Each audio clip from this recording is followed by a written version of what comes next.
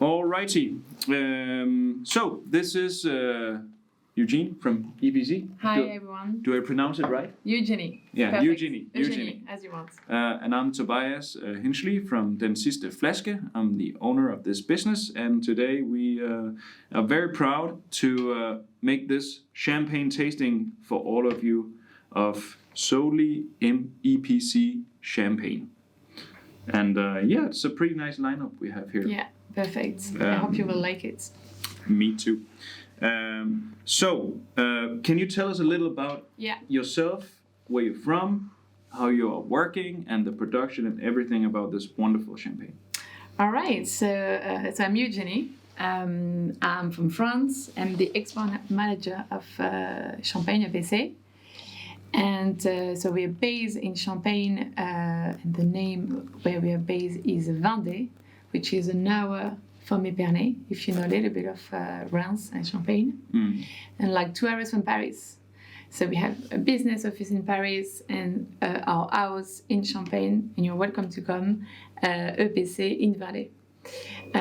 So now it's been created since 2 years, even more than that.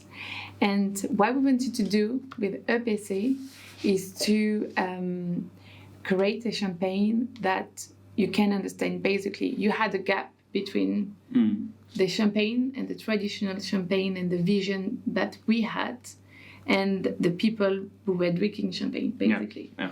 That's why you have everything on the back label, and I invite you to check each back label on each cuvée, and hopefully you will understand a little bit on what we have. Yeah, because the wine industry is very affected of the old, very traditional brands, right? And it's always like some very. I can find something to show, I guess. So we'll have the best view possible of what a traditional champagne looks like. A bit dangerous to show, but this is very traditional, you know, I guess. Very traditional. Yeah. So this is very traditional. That we realize is like when you want to drink something, you want to understand what you're drinking. Yeah. So the opacity you had and the fact that you couldn't understand what you was drinking. For example, what is a blanc de blanc? Yeah. Who produced it? What is a vintage? What is a non-vintage? Yeah. No one understood that. No. So we wanted to create a full transparency champagne and to give the possibility to everyone at any age, from 18 obviously, and like also a good value champagne. Yeah. Exactly, yeah. So making it more accessible to everyone. To everyone, yeah. And not just, for like you can have for Christmas, for an anniversary, but for any event, basically. Yeah. When you want, and easy drinking champagne. Exactly, and it's. I would almost call it a happy coincidence, because it's like the vision that you have within your champagne brand is also the way we are working at Den Sidste Flaske. Exactly. It's making wine more accessible for everyone, because it's sort of taking a step into a point where wine is being looked at, or it has been looked at, as something very fine, complex, very hard to see through. Basically, it's not been very translucent in any way. Not translucent, transparent. Transparent. And it's there's a lot of new producers, new businesses coming up, trying to tell everyone, hey, everyone's drinking wine, everyone's drinking champagne or sparkling or whatever it is. Why are we trying to make it something that it's not supposed to be, actually? Exactly, and you don't need to be an expert to drink champagne. No, exactly. If you can understand what you're drinking, I think everyone can enjoy and drink some champagne. Yeah, exactly. And you can use it for so many more occasions than just celebrating something. Exactly. It goes with food, it goes without food, it goes with snacks, it goes with everything. Yeah. Exactly. And that's why we wanted to create EPC. And also to give the possibility to anyone to understand what they were drinking. So EPC is focused on Blanc de Blanc. And just to let you know, Blanc de Blanc is 100% Chardonnay, which is the most expensive grapes in Champagne and the most noble as well. And we also made recently, which is very new here in Denmark, a Blanc de Noir, which is 100% Pinot Noir. So we have a single grapes, and the single vintage as well. Yeah. So we don't mix the year and we don't mix the grapes. No. That give you 100% transparency on when you're drinking. Yeah, it's a very clean product. Very Clean, clear. Yeah. And everything is on the back label if you need more details anyway. It's very, very nice, and we are very happy to work with you as well. We have found the first upcoming champagne brands that actually shares the same value and you know has the ambitions in the same street as we do. So today we have 6 champagnes, right? Yes. And I think we've put them up from the driest to the, what would you call that, the most rich, I would say. Spicy? Spicy, exactly. Yeah. Okay.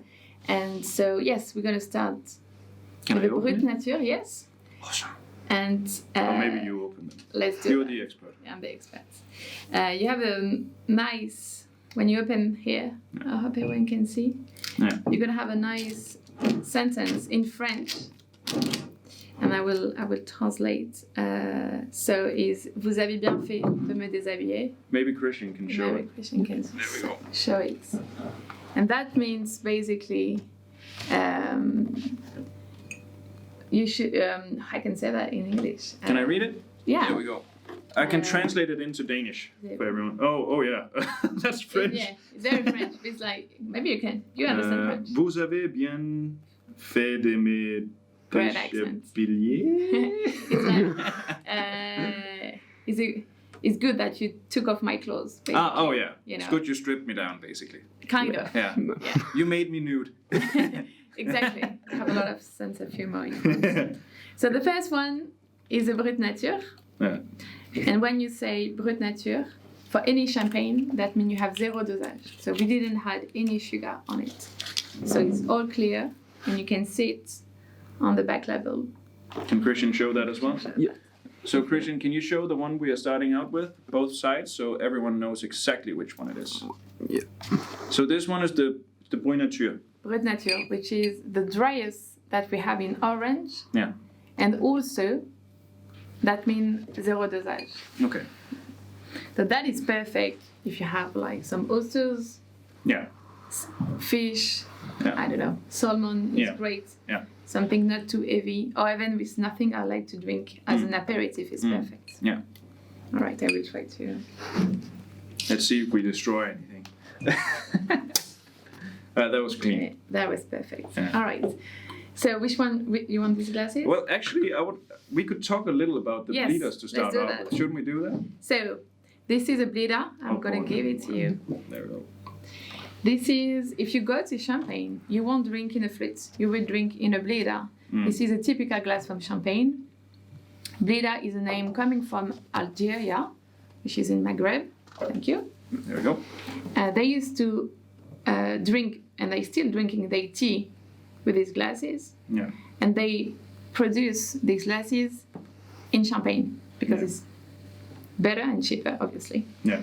And so we used to drink on these glasses, and it's better because it's slightly bigger over here. Don't know if you can see when you're drinking, so you can have more smell, I will say, and more sensitive, I will say as well. So it's better. You can also have your glass if you prefer, but I like to drink on the bleeder. It depends. Yeah, this is very fun. We've been talking a lot about the bleeder glasses here because it's something new. It's something that Danish people are very not used to. Like if you go up to a traditional Danish house anywhere, you would never drink champagne out of anything else than a flute. And it's, in my opinion, it's pretty boring actually. Like the ones we use in-house most for drinking champagne is actually Bourgogne glasses. Yeah, which Something is like better. that. Yeah. Because it's better to Yeah. enjoy the champagne and to taste. Exactly. This yeah. is closing it too much. There's a good sense in keeping the bubbles and all that within over a longer period. But who wants to save champagne over a longer period? Like the logical part of that doesn't really make any sense. I don't Like, think so. You how take slow are you drinking? Yeah, exactly. I don't think so. You take an hour to drink. Yeah, exactly. But it depends. Some people are more conservative. They rather have a flute or a glass, classic, which is great also for tasting. Yeah. But if you go to Champagne, If you come to EPC, I will give you a glædet for sure. Yeah, exactly. Yeah. Okay. And it was considered for like the working class drinking glass, right? And it's something like they created these for the more finesse part of for the noble for the noble people, and the noble people as well, especially with the blanc de blanc, because this is a noble grapes and the most expensive, so that's why we used to have this. But I think it's changing. Yeah. So how about the ball? You know, the one with the skål, champagne skål. The ball. Yeah, like there's like a ball as well. You can drink champagne off. Coupé, isn't it? Coupe. Yeah. A coupe, yeah. So that is also we used to have this during like a wedding, for example, anniversary, but we don't do anymore because they can't keep the bubbles. The bubbles. It's way too warm. You get warmer. Very quick. Yeah. So I would recommend a flute, in fact. Yeah, obviously over the coupe. Yeah. It's nice for a wedding. Yeah. That's it, I would say. Yeah, but that's more for the looks of it almost, right? It's just exactly. Yeah, it's like a small. It's like a fashion thing. It's like almost. a fashion. Yeah. Definitely. Yeah, it's not for the practical part of drinking it, but this is very nice. Like santé. I would say. Sauté. Santé. Okay. Ching ching, or something like that, right? Skål. I heard it. Skål in Danish, yeah. Skål. I heard that. They say skål in Danish, yeah. But this is very, very nice. It's pretty mild on the nose, actually. It's not. Yeah. I've tried all of the champagnes at this point, and I guess this is like. Is this the mildest one on the nose? Yes, I think I will say. You can. It's very dry. Obviously, it's the driest, but you have a little bit of sugar, and obviously it's natural, and it's not too complex. I will say, very easy to drink. It has like a apple-ish taste to it. This is very, very nice. Yes. Like I can tell you already, I've tried all these champagnes more than once, and the Byde is by far my favorite. I would say the same. Yeah, frankly. and it's so weird because we just had the tasting as well here Thursday, where there was a lot of people trying out the different ones, and we were just talking about the way, Danish people, they have like this thing about vintages and the ones getting a bit more complex. But in the end, when people, they try the most clean, dry, less sugary products, it tends to be the ones they actually also like the most. Yes, because they know if they come to a wine shop, they won't ask for dry champagne. No, because you're gonna think that it's gonna be dry and with no sugar, with a lot of acidity, and at the end, it's so refreshing. Exactly. Yeah, it's so nice. And it's very good just by itself, frankly, not even with a dish or anything. Yeah, it's very good. I really like this the champagne. But I'm also looking forward to the vintages because I like those a lot too. But it's a different kind of champagne. It's different kind of champagne. Vintages, I think it's good to have a meal. I can get like a bowl for this? Yes, perfect. Yeah. There we go. Perfect. Otherwise I can't drive home, and that's it's not going to be too good. The flutes, do you want to take them out of the picture? I guess it's fine. It's alright. So, that was the first one. Yeah. We're gonna start with the second one. Yeah. Which is the extra brut. Yeah, extra brut. Yeah. Extra brut. Yeah. So you have on the extra brut just a little bit of sugar. Where was this magical little thing you opened with? So I think. So it's this one, right? Yeah, exactly. Yeah, that's very smart. That is nice. There we go. Oh, cool. I think we should maybe put in Danish. Yeah, that would be a good idea. That would be a good idea. Say like skål on the inner part of it or something.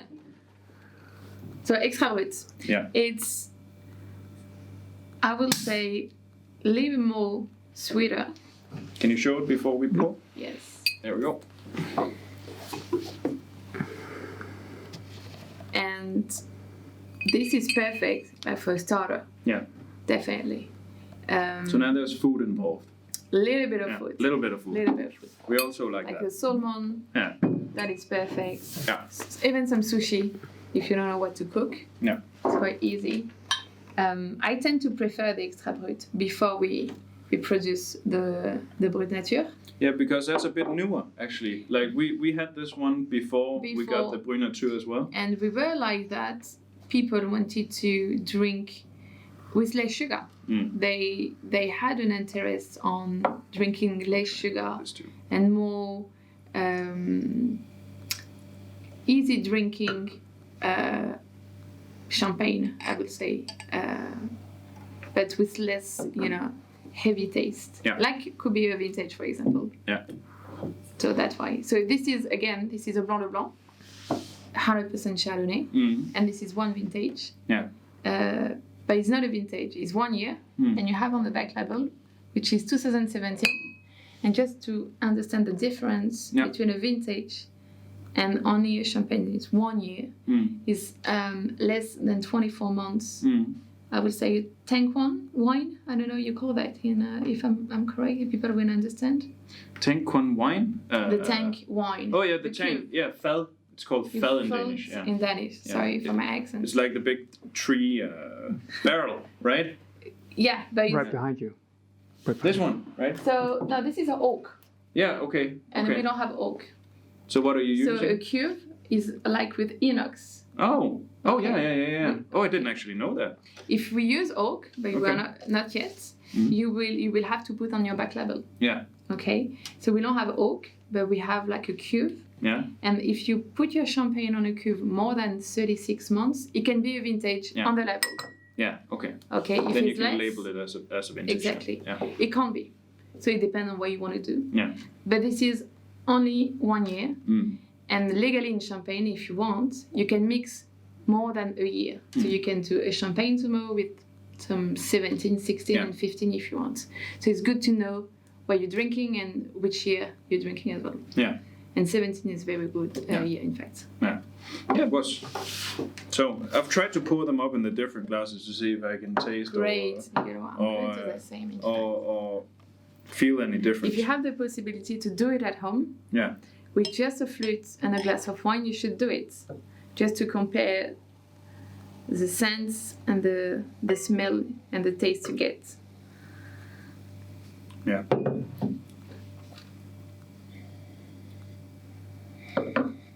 That is. It has more nose to it. You have more nose, definitely.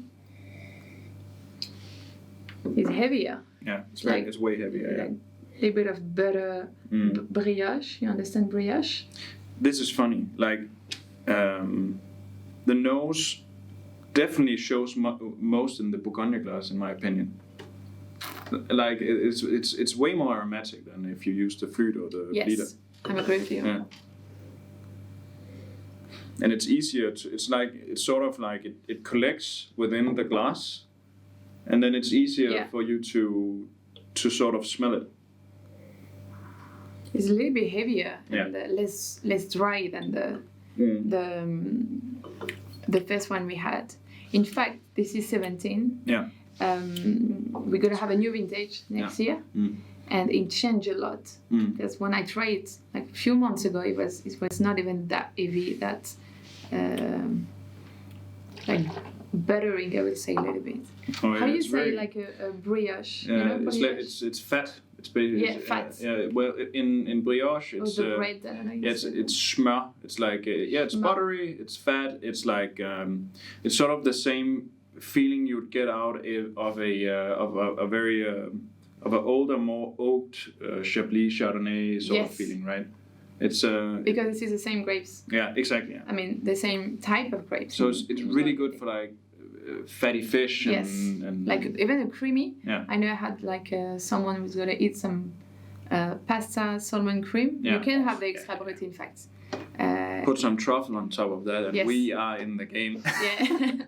So definitely, especially when you have an extra brut from at least 2 or 3 years. Yeah. So I think I would say it's perfect. But this is very fun to compare. You can still smell it decently in the flute and the bleeder. It's not like it's a problem to sense the smell of it, but it sort of like collects way more in a Bourgogne glass. It's a bit more intense. The wine is it's not the same spaces, I would say. Yeah. It's smaller as well. And you get warmer easily on the bleeder. Yeah. That's why it's very small. You can drink like 10 or 20 in an hour. But it's still like it's still very apple-ish, right? It's still, but but Yeah. a little bit heavier. Yeah, it's like, yeah. In Danish, we would call it glædet. It's like glædet in Danish. What's that called in English? It's Yeast. it has a little more yeast smell to it, but still within the apple. It's like when you put an apple on a oven. Yeah. And they get caramelized. Yeah, a little caramelized apple. Yeah. Oh, that's a very nice one. And that it's is so perfect. Christmassy. Yes, exactly. It's good for One Christmas. I was going to say, like a dessert. I like to drink champagne with like a pie or. Yeah. That would be a good fit. But this is very nice too. It's a very, very nice champagne. But that's the thing about your champagnes. It's very hard to not think they're nice, actually. And I've tried a lot of champagne at this point, and there's like, I often get met with champagnes that tries to be way more than they are. And I'm not gonna go into any specific brands right now. But if you think like on the big main brands that a lot of people they like, specifically the entry ones. Yes. They are so boring. Like they are boring, and they are very like over yeasted in some way. Like it's they get too much. It's like they are over spiced in some way. So it's not really very nice to just drink them by themselves, even though that it's what they are built for in some way, right? Exactly. Yeah. So and usually you get the same champagne. Yeah. Every year. Yeah. That's why we wanted to do not mix the year. Yeah. To have, because the climate change. So it depends.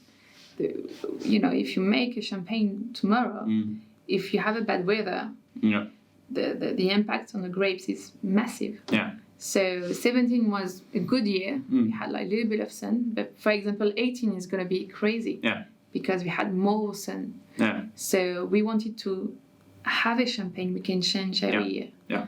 Most of the other people maybe sometimes do the same champagne because they want to please their consumer. Yeah.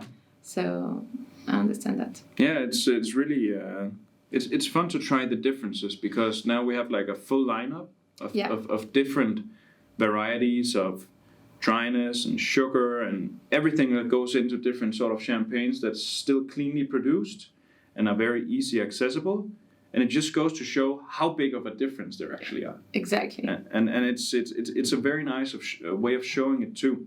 Because a lot of other champagne brands, they don't really do it this way. Like a vertical this way, exactly. And it's funny because sometimes you're going to think you will prefer like a vintage. Yeah. But you're going to be surprised with the brut nature. Yeah. Because you never tried this before. Exactly. So, exactly. Great. So the next one. Shall we show it? Blanc de Blanc Bru. This is funny because it's our first we produced. Yeah.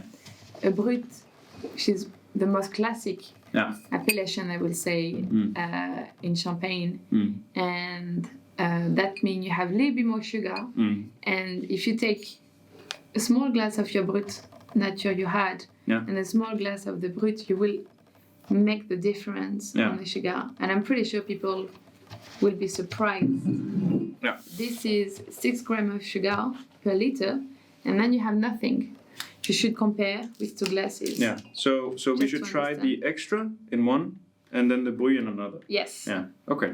And then you should do also with the brut nature. And the Bru nature. Oh, we have 3 different glasses. So we can do it with 3. It's perfect. If you don't have 3 different glasses out there, you can always try to do it after you've tasted the Bru. But it's very funny. Feel it. Yeah, it's very funny to feel the difference within the levels of sugar and dryness and how to mix and match. That is perfect with a meal. Yeah. Some white meats you can have, pasta, even with a dessert, perfect. Even with a little bit of cheese, not too strong. That is good. Cool. It's still 100% Chardonnay. Yeah. Still Blanc de Blanc. There we go. Thank you. So we try on the blender. All right. Merci. And I will try. There we go. Extra brut. So we have the Bru in the blender, and we have the extra Bru in the flute. There we go. And then the Bru nature in the big one. Oh yeah, it's just on the smell. Oh, there we go. This is all the same vintage, 2017. Yeah, like this has like a massive nose to it. And I can feel that before even smelling the other ones. You can taste it's way more sugar. Yeah. It's not a lot. No. It's not a lot of sugar compared some other champagne you had drink. You have 10 or 12 grams. So it's double of what we put on our champagne. Is it best to taste from the most sugary to the least, or from the least to the most sugary? From the least. Yeah, from the least, right? Because then you can sort of... It's drier, yeah, definitely. And even if you have a meal and you have 2 or 3 champagne you want to show, I'd rather start by the driest one. Yeah. And then you can go through the line until the sweeter wine.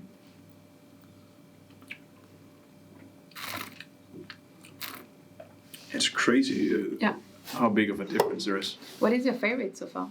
Yeah, the first one still. The first one still? But it's because there's always... It depends on what I'm drinking to.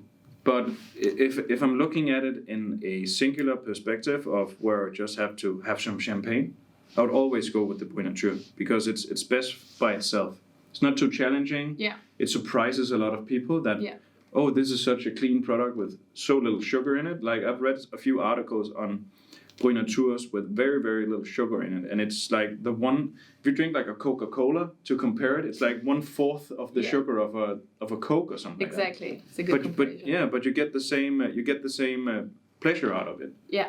Well, and you also get drunk, obviously, but that's a whole nother factor.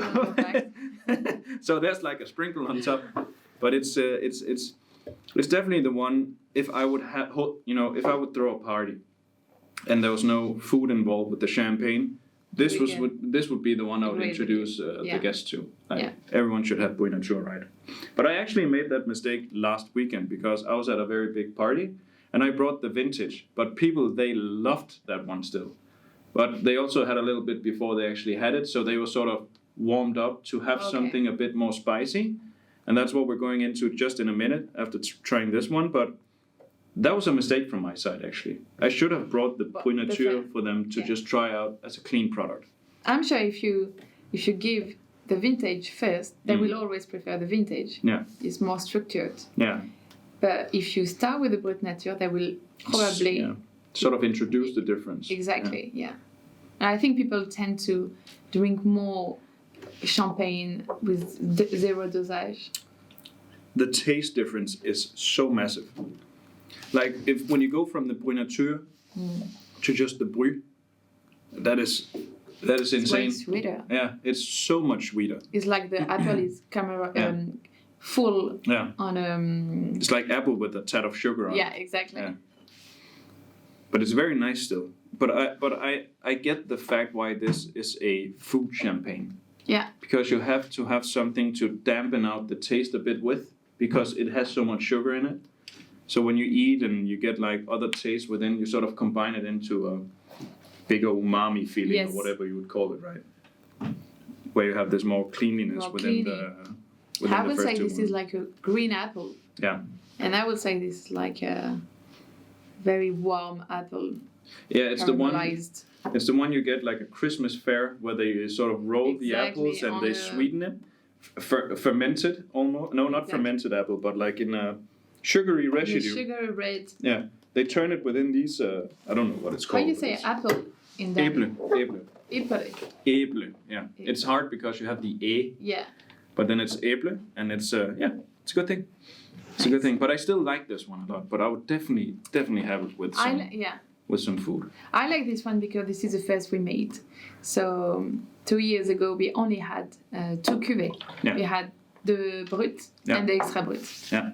And everyone preferred the Brut from the beginning because people weren't used to a Brut Nature. Yeah. They got scared just with the name saying is a zero dosage. You have no sugar on it. People got very Is there scared. any taste at all? Ooh. Like, it's going to be acidic. Yeah. It's going to be like very dry and at the end they're very surprised. Yeah. It surprises me on how much champagne actually has to offer because I've recently started to drink way more champagne within the last 2 years maybe.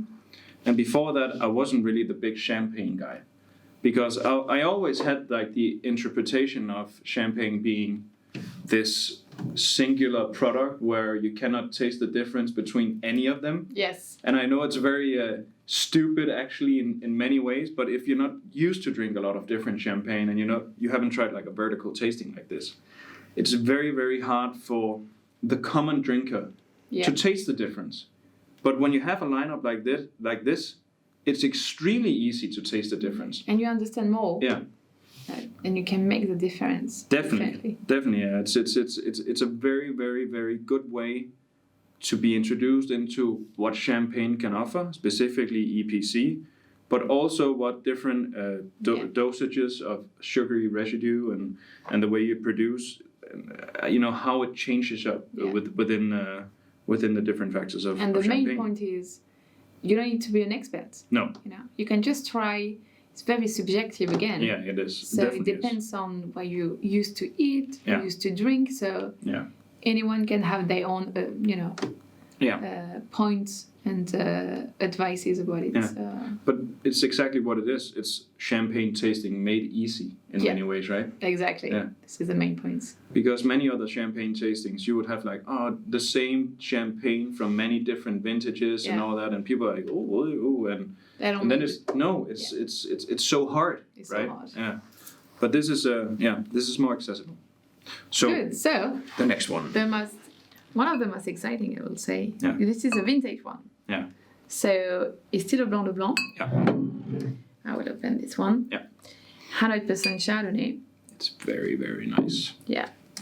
I can tell you that right now it's a very nice champagne. And this is 2015. Yeah. And that's actually my favorite one because we just got the 16. I like the 15 more. I actually do. Yeah, I actually do. Because many they are saying like, 16 was the best year and it's been crazy good for so many producers. But I've compared the two, and I sort of like this more because it has a bigger freshness to it, I guess. The 16 is very heavy. Yeah. It's a big vintage. Yeah. But I guess it's because I'm more into like the more fresh champagnes. Sorry, which one you want? Yeah, I want this one. Oh, yeah. I think it's good if you have like a big glass of wine at home. Yeah. To have a vintage. Yeah. Because you see the difference. Yeah. So this is the 15. This is a 15. And as I said before, this is more than 36 months in tank wine to be a vintage. So it's 6 years, and I think. It's funny because even though it's how is the sugar levels compared to the 3 first ones we have? So this is a funny story because it's on the back. Yeah. This is 6 grams. Yeah. So a little bit less, in fact. So it could be a little less compared to which one? So the Bru or it's the same. The brut and the vintage are the same. Yeah. But it's a little bit less of 6 grams. So it could be considered as an extra brut. Okay. To be a zero dosage, you have to be a 0, obviously. To be the extra brut, you have to be less than 6 grams. Mm-hmm. And to be a brut or plus is more than 6 grams. This is slightly less, so it could be considered as an extra brut. Yeah, because I would say if you compare it on the nose to start out with, this is not as heavy as the Bru. It's a bit more subtle. Because it's a vintage. Yeah. It's been structured more, and I think it's fresher as well than the brut. Yeah, this is so nice. If you have like few bottles of this, you can keep it as well. Yeah. For how long? I would say 2023. Okay. You can be surprised sometimes. You can be maybe longer. Funniest thing is to maybe purchase a case of it and then open one each year. And then sort of try to remember and write down the things that you've tasted and tried to see how it develops throughout the years. Yeah. We're gonna have new vintage next year. Yeah. And even other brut and extra brut. If you keep one, 2017, if you buy a 19 or 18, you will taste the difference. Yeah. So it's good to do that. But vintage you can keep. Yeah. It also sort of hangs on, after you've had it. The other ones tend to not be as they don't stay in the mouth afterwards. This one, basically. yeah. It's the thicker. vintage, yeah, it's a bit thicker. Yeah, it's like it's the taste sort of stays a little bit. Yeah. After That's why drunk this it. is perfect, like Christmas dinner, or even not for Christmas. You can just have like a dinner, something with a So little bit nice. of structured, some meat. You can some cheese, like a raclette. This is so nice. Yeah. Like it's a very It's very very good. good champagne. I had it 2 weeks ago with a fondue. You know what is a fondue? Yeah. The way you do it Exactly. yourself. How you say that in Danish? Fondue. You say Yeah, it's fondue? called fondue. Yeah. Okay. It's a French thing. Yeah, so. exactly. Yeah. Very But it's French. very nice. But I it's like very fondue. good. Yeah. It's very good. Yeah, fondue is very good. Oh yeah, it's a good vintage. I really like this champagne. This was the one that I brought for the party I went to. Yes. And, Only this one? Yeah, just the vintage. So Okay. they started out at a very good point. Yeah. And there was like 3 of the guys who had it afterwards said, by the way, the champagne we had, is it something you sell or? Yeah, of course you can buy it. Yeah. You can buy many. Yeah, you can buy a lot of them, but it's not something we have a lot of anymore. No. Like we have like half a pallet left, I think. That's it. That's it. Yeah, and I actually think we sold a lot to a lot of other customers too. So. Yeah. But you don't have any more of it, right? Is it? No, is out of stock, frankly. Yeah. And I think you got the last bottle. Yeah. Yeah. So yeah. Stays in the name, right? The last bottle. Exactly. Yeah. Anyways, if you really like this one, you should get it because there's only half a pallet left, and you should definitely purchase it as fast as possible. And it's perfect for Christmas, frankly. I'm gonna have it for Christmas with my parents. So we don't have the 16 in the tasting right now. No. But You have it. yeah, we have it You here. can buy it. We have the vintage 16 too, and could you do like a short remark on the differences between the 15 and the 16 vintage? The difference you're gonna have is the 16 is gonna be very fresh. Yeah. The 15 is great. It's more structured. Yeah. It's quite heavy. Yeah. So that's why I say you can either keep it or you can drink in this in Christmas with a good dinner. Yeah. The 16 is a little bit more elegant, I would say, easy to drink. We didn't have a lot, in fact, and we're almost out of stock in France because 16 was such a good year, with so much sun.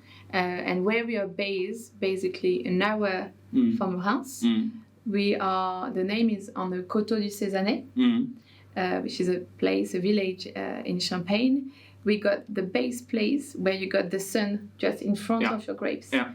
And so it was such a good vintage. And I think it's one of my favorites. And I drink a lot of 16, not only with EPC, with also other brand I like. But I will recommend you can buy a 16 and keep it, definitely. And if you buy both, you should open 115 and 116 just to compare. Yeah, that's just a to fun thing. understand, this is the same grapes. And just to understand how the climate can have an impact on our champagne. So definitely. So the sun, it opens up the champagne more, right? And so you could sort of say that the 16th are more, as you said, fresh, open wine. Yeah. And the 15th are a little bit more close, but has more structure and more structure, more complexity to it. More complexity, I would say. And you could have the 16 on its own and the 15 with something. But you should compare anyway. Yeah. And the first glasses you're going to have with the 15, the last you're going to have would be very different from the first.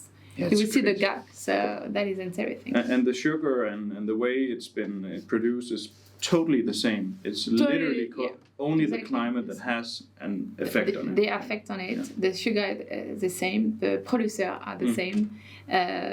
So it's only the climate, and that we can't obviously have an impact on it. Is not depending on us.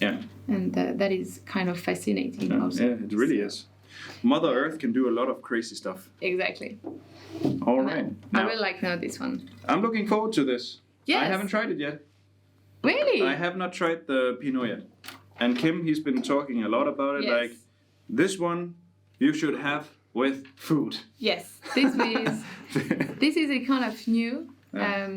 We are a Blanc de Blanc brand. We wanted to be focused, on the Blanc de Blanc because this is not only the most expensive grapes, but also the most qualitative in champagne. Yeah. But so many people told us, why you don't do a blanc de noir? And just to tell you again, the blanc de noir is 100% pinot noir only. Yeah. So it's not a blanc de blanc, it's not a chardonnay. No, so still a very clean product. Very clean product. Yeah. Again, we don't mix. And many people told us you should try blanc de noir.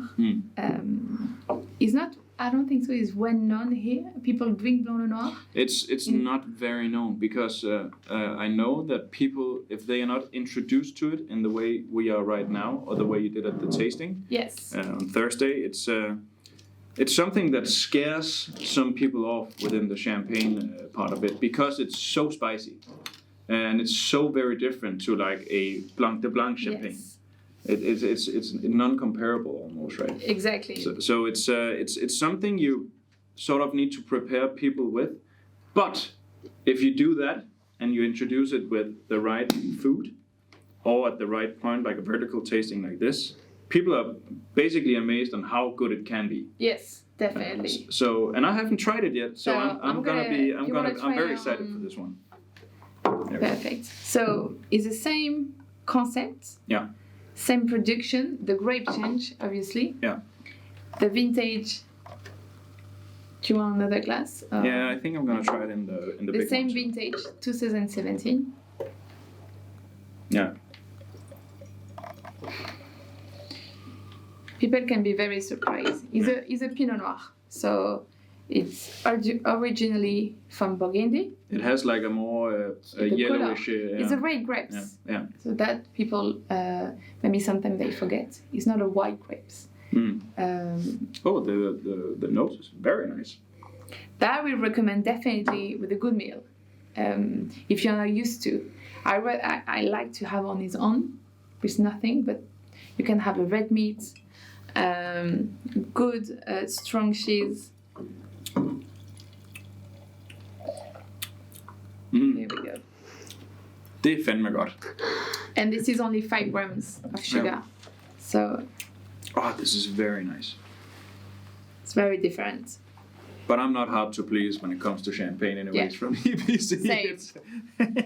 Just even champagne in general. Yeah. What I will recommend is get a brut in a glass and the brut?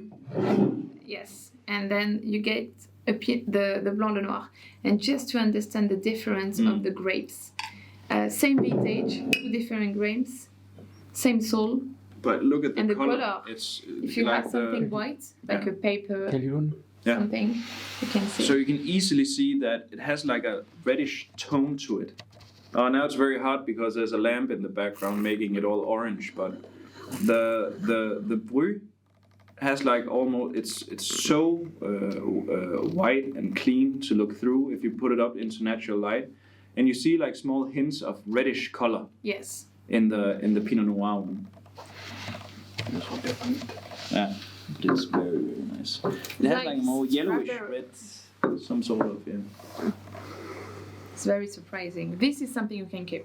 Yeah. Like you can keep this bottle. You can drink it now, but I will recommend that I will keep one, and I will definitely drink the same vintage in a year time, just to see. How do you think this will develop if you have it laying around? If you compare it taste-wise to, I think you're gonna be surprised because when you have a Chardonnay, you have some honey, appley taste, and when you're gonna have a Pinot Noir, because this is the same color, you're gonna think maybe it's gonna be like a Chardonnay, but it's gonna be like a little bit of strawberry, maybe. Yeah. More like some reddish. Yeah.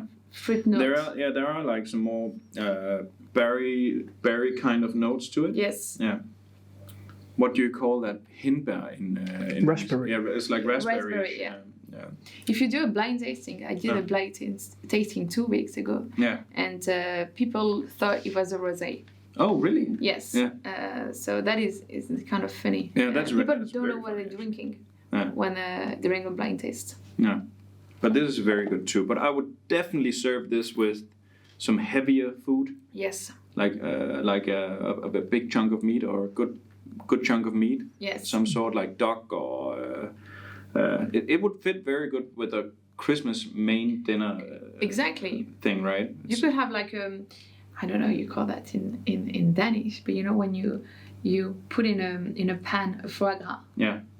How you have a name? I don't think Danish people eat too much foie gras actually, but Okay. a lot of people like it obviously. But put it in a pan. I have no idea what that is. We call that a foie frais. Foie frais. Frais. Frais. It's very hard, but it could be very good with that. Yeah. Je ne parle pas français. You have a good accent. It's very hard anyway. I don't understand any word of Danish. Yeah, I way know. too hard. It sounds like we are speaking with a potato in the mouth. Yeah. A lot of people tell us that, like, it sounds mumbly. You speak reverse for me. When I put a video on the other side, it's and then you make it go backwards, and that's how Danish sounds. I have the same feeling. Yeah. But everyone thinks that. Danish is actually supposed to be one of the hardest languages in the world to learn. I'm not surprised. Yeah, it's because we have a lot of different phrases going, back and forward, where people are like, what does that mean? Because I think I know Danish, but the way you say that is almost like, it doesn't really make sense. But it's a lot of metaphors being used in everyday language. So it's like, we say something like, hele lige om hjørnet. And then it's like a lock is just around the corner, or you do a skudt papegøjen, you shot the parrot, and then you're like, what? Why are you telling me I shot the parrot, but it actually means that you were in luck or you did well or something like that? So you have a lot of metaphors. Yeah, it's like a lot of everyday metaphors, and cliques within Denmark sort of also develop their own way of saying things. So you have so many dialects. Yeah, so there's like a lot of sub-dialects and ways of saying things. And it makes it very difficult to people learning Danish to get into that. Yeah. Because they have to understand like a bigger facet of the language. Okay. So it's not too easy. But back to the champagne thing, we have to taste, otherwise we can talk about the Danish language. So, just to give you, the blanc de noir, just to give you small tips, I don't know if everyone knows, but you have a small blue tickers here. Yeah, the ticker, yeah. And we can see it, obviously it's not on the fridge. It's this one. Yes, right? Exactly. Maybe. Can you show them this one, Christian? Just the one with the arrow? We also realized when people were drinking champagne, they didn't know when to drink the champagne when they put it on the fridge in France. Yeah. How cold is it supposed to be? Yes. Yeah. So we put a small blue tickers, and when it's getting dark blue, that means you can see it. That means it's ready to drink. So basically, it shines up. It sort of goes blue. Goes blue, yes, exactly.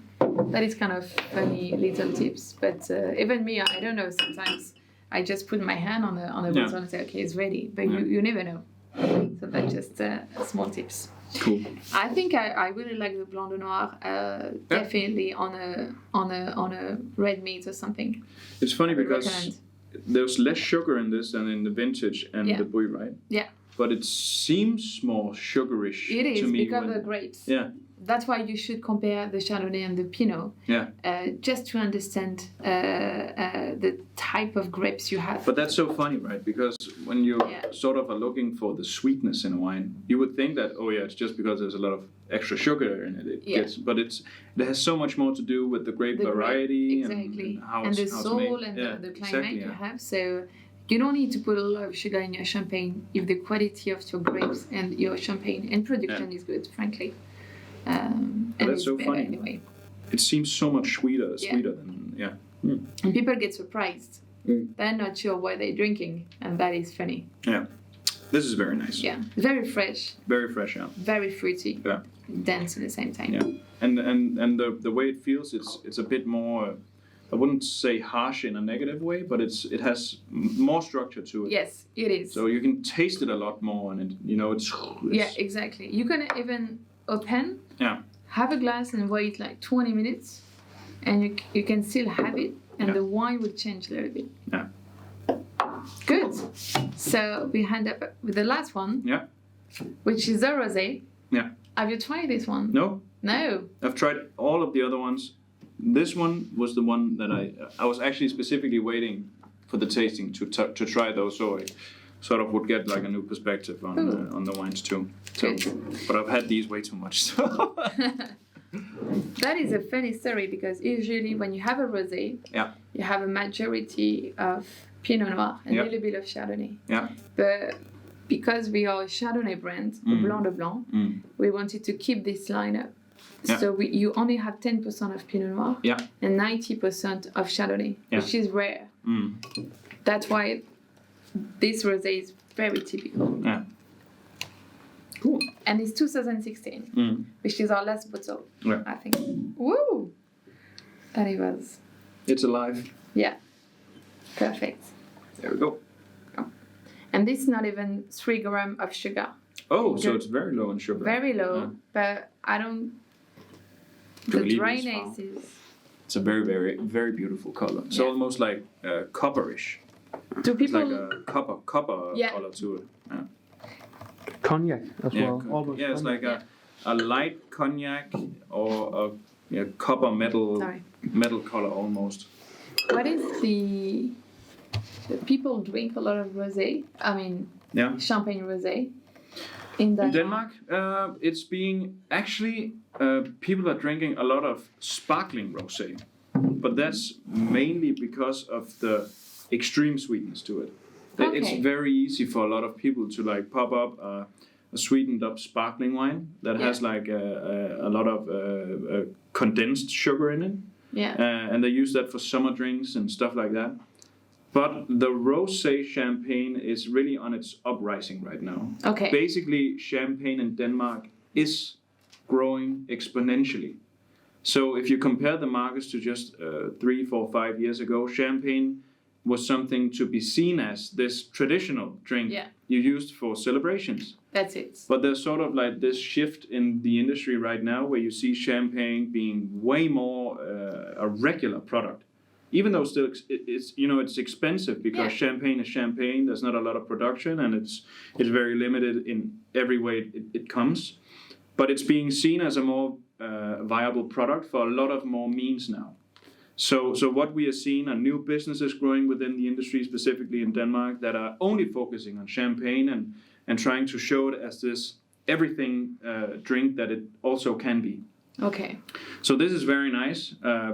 Definitely the regular ones are the ones being sold the most, Yeah. and then the rosés come in afterwards. So I'm very excited to taste this as well because it's very different from the other very ones. different in terms of sugar. Yeah.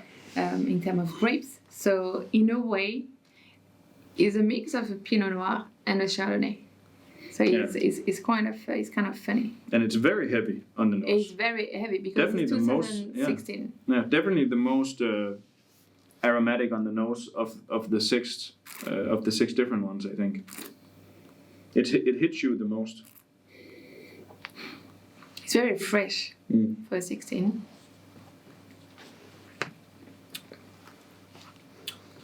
And I feel like if I will have a blind test, I can taste so much sugar. Yeah. And you don't even have 3 grams. No, that's, so that is that's good correct. Yeah. for a dessert or something. Definitely. How much sugar was in the Brie? The brut Yeah. is less than 6 grams. Yeah. And this is not even 3 grams. I feel like the taste of sugar almost is equal when you compare the two. Yeah, definitely. Even though it's half the sugar in the rosé. Yeah. But that's because the red grapes gets a lot of are they dominating within the they sweetness? dominate it, and also the vintage. Yeah. 16 is such a good vintage as well. That's crazy. yeah. Like You should compare, in fact, if you're home, get 2 glasses, you could compare this one and this one just to see the difference of sugar. Yeah. I could taste way more sugar on this, but compared to the Brut. the Brut, or even with the Blanc de Noir, the Blanc de Noir, you can make the difference. But the Pinot Noir, it looks like a majority of Pinot Noir. It's just 10%. It's nothing. Yeah. So very surprising. But it's a very good rosé. Yeah. Honestly, it is. What would you recommend to drink along this, or is it supposed to be drunk by itself, or what do you think? You can have this at the end of a meal. Yeah. You could have this, with a dessert, maybe like a dark chocolate cake, something like this. But by its own, on its own, it's great as well. It's very good, very tasty, I think it's very fresh, in fact. Yeah. For a 16, it's fresh. Yeah, it really is. Yeah. Definitely. It has a very good taste to it. Yeah. But also, I would imagine if you're outside, I don't know why, but I get ski in my mind. You know, when I think of like a sparkling rosé champagne somewhere. I see. You know, somewhere like I've been skiing in Austria all day, and I get down from the slope, and I want something fresh and nice along with like a good salad or chicken salad or something like that. I would imagine drinking this at any time. You know, when I come down from the slope. Like how you call that, a moelleux, you know, a chocolate. Something, Oh yeah, the chocolate fountain. Yeah, you could do that. That is great as well. That's a good thing as well. And then have like crackers for it, and then the ship gets going. Right? That is very good. Yeah. I like it. It's a very, very, very good champagne as well. And very different to the other ones too. What is your favorite lineup? Yeah, but it's hard right now because you know, I think you have to compare it to the setting every time, right? Yeah. And it's hard for me because if it's in the middle of the day right now, I haven't eaten too much. I just have to have something, you know, like a glass of champagne. I would still go with the Buenature.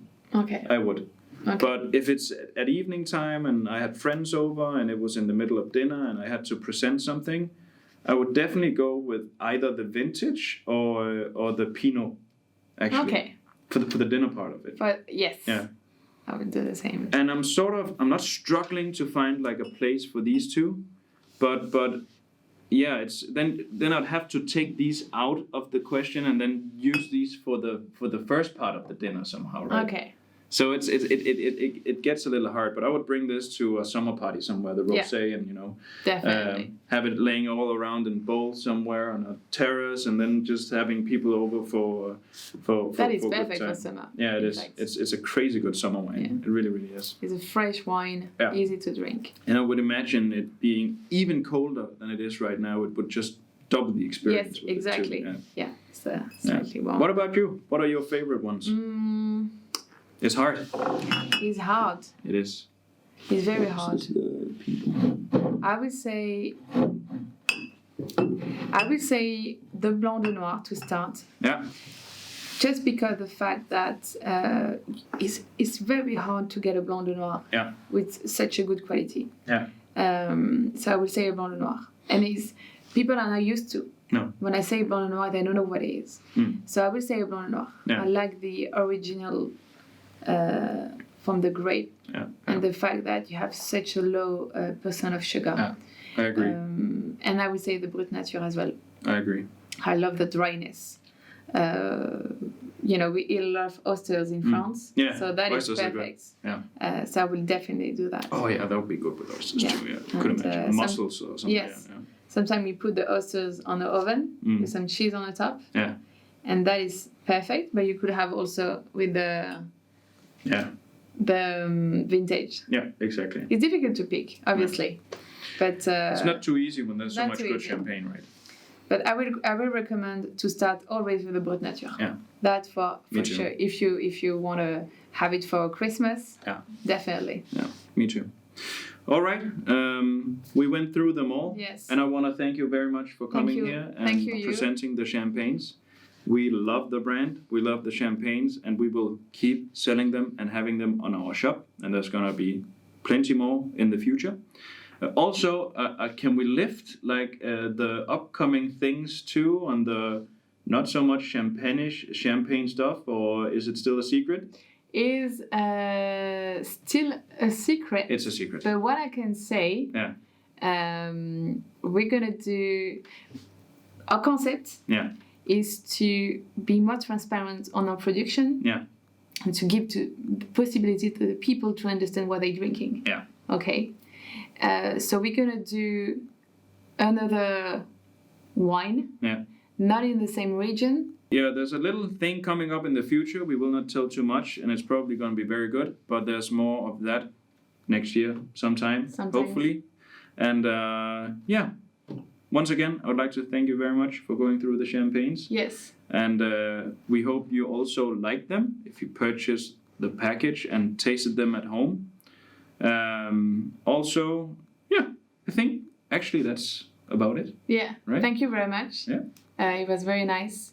You obviously can buy online. Oh, of course you can. Of course you can. Yeah. Next year we're going to come up with new vintages, new cuvée, and because we want to keep this transparency, and the Exactly. we want to give to the possibility to the people to drink a good value champagne. Yeah. We're going to do something else in another region. Yeah. But Tobias will give you more details In the future. In the future. It's a big secret still, but it's gonna Exactly. be very nice. Thank you. Thank you so very much. Just to end the thing out with, this can still be purchased. So we are gonna create a bunch of these for digital packages. And if you want to have another tasting, the video is also gonna be up. So yeah, you can still purchase these. We will keep creating these digital wine packages as long as we can, because people tend to like them a lot. And yeah, have a good time and see you next time. See you. Bye bye.